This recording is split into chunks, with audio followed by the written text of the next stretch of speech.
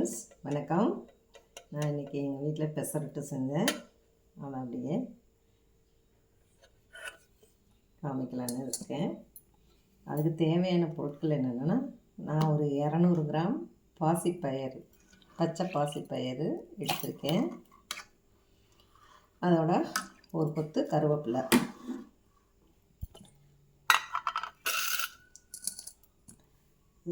ஒரு அரை டீஸ்பூன் சீரகம், ஒரு துண்டு இஞ்சி, 3 பச்சை மிளகாய், கொஞ்சோண்டு மஞ்சள் தூள். இது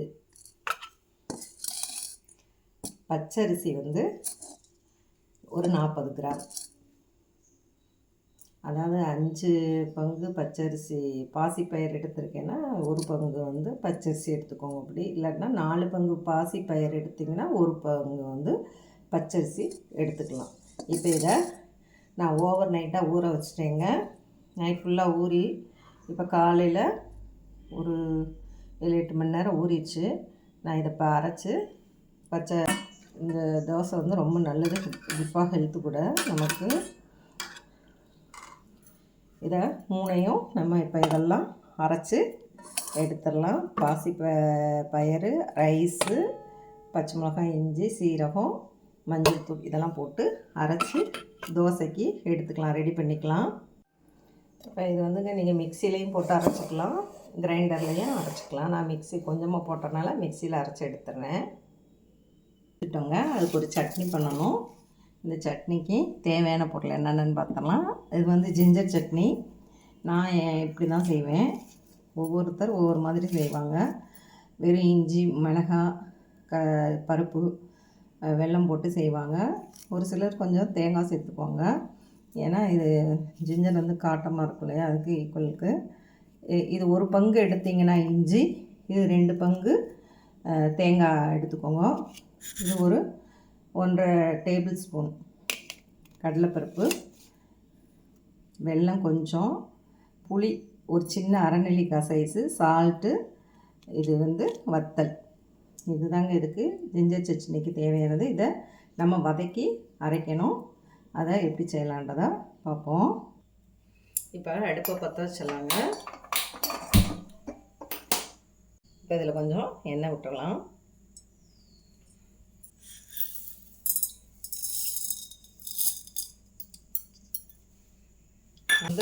பாதி வறுபட்டோன்னேங்க மிளகாயும் போட்டுடலாம். மிளகாயை கிள்ளி போட்டாச்சு.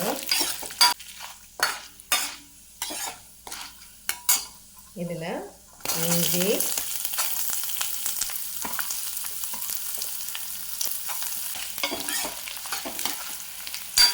கலர் சேஞ்ச் ஆகிடுச்சு பாருங்கள். ரொம்ப வதக்காதீங்க. இப்போ இதோட தேங்காய் போட்டுடலாம்.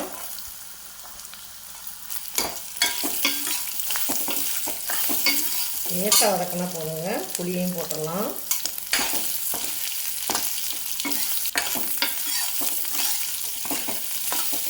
அரைச்சி எடுத்துடலாம்.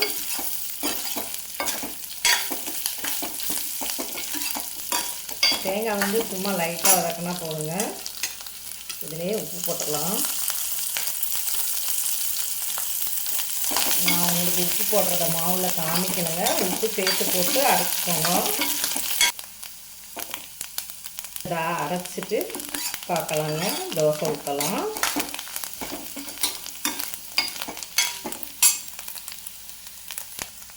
வெல்லம் அரைச்சிட்டு கடைசியில் போட்டு சேர்த்து ஒரு 2 சுற்றி மிக்சியில் அரைச்சி எடுத்துக்கோங்க வெல்லத்தை. இது ஆறிடுச்சுங்க, நம்ம அரைச்சிடலாம். இப்போ கடாயை அடுப்பில் வச்சாச்சு. அந்த வதக்கினதுலேயே கொஞ்சோண்டு நல்லெண்ணெய் விட்டுக்கிறேன்.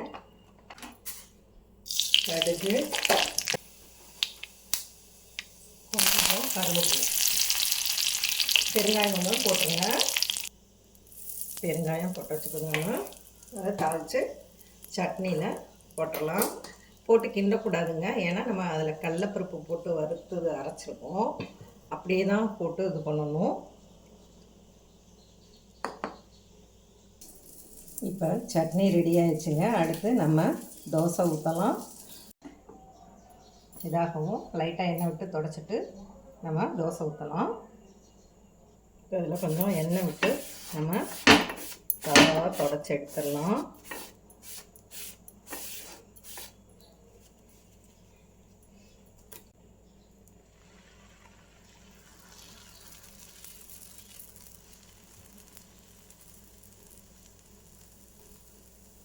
இப்போ அது வேகும் போதே நம்ம கொஞ்சம் நீங்கள் வெங்காயத்தை லைட்டாக வதக்கி கூட போடலாங்க, இல்லைன்னா பச்சையாக போட்டுக்கலாம். நம்ம இஷ்டம் தான், டேஸ்ட் எப்படி வேணுமோ அப்படி இது பண்ணிக்கோங்க.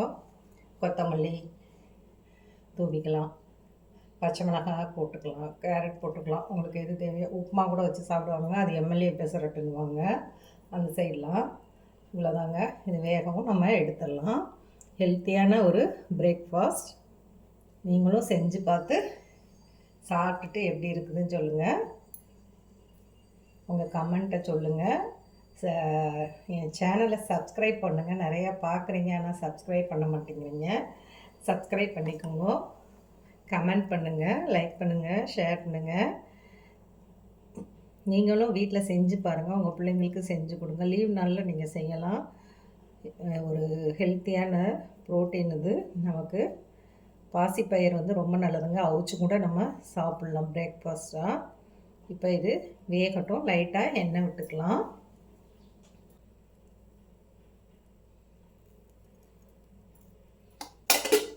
இது ஃபுல்லாக நல்லா வேகணுங்க. நம்ம ஒரு சைடு தான் வேக வைக்கிறோம். அதை இது பண்ணி பார்க்கலாம்.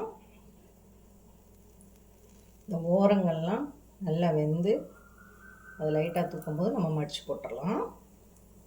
இதை நீங்கள் ப்ளைனாக ஊற்றுனீங்கன்னா திருப்பி போட்டு கூட ஒரு வாட்டி வேக வச்சுக்கோங்க. நம்ம ஆனியன் போடுறோம், அதனால் திருப்பி போடலை. இதை அப்படியே தாங்க எடுத்து நம்ம சர்வ் பண்ண போகிறோம். இது காலையில் சாப்பிடுங்க, நைட்லாம் வேண்டாம், பயறு இல்லையா. ஆனால் புளிக்க நம்ம மாவு வந்து பயரை 8 மணி நேரம் ஊற வச்சு தாங்க அரைக்கிறோம். ஜீரணம் ஆகணும் நைட்டில் இல்லை, அதனால் நீங்கள் பகலில் செஞ்சு கொடுங்க.